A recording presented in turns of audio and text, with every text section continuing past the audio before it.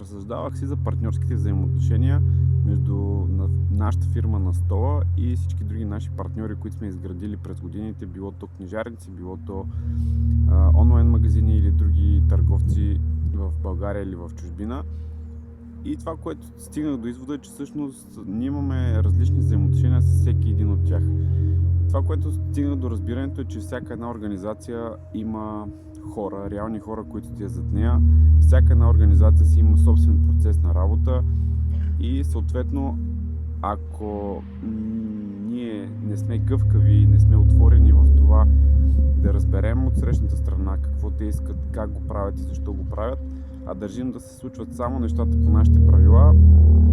по-малко врати ни се отварят и много често може да пропуснем дадени възможности. Също си спомням още в началото, когато започнахме,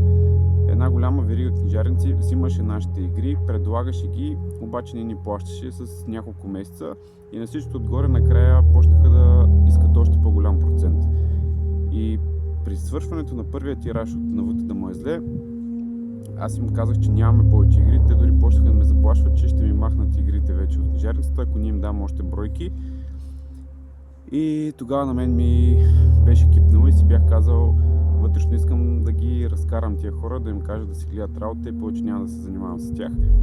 Но тогава някакси осъзнах, че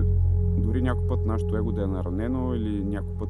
хората очевидно да не са прави, да правят неща срещу нас, ние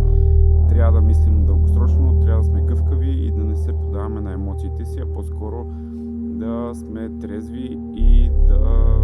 внимаваме точно какво правим и да не разваляме взаимоотношения, по-скоро да гледаме да ги градим. Така че всеки един партньор е различен, хубаво да си имаме някаква структура, да имаме общи условия, това, което искаме да предлагаме на другите, да имаме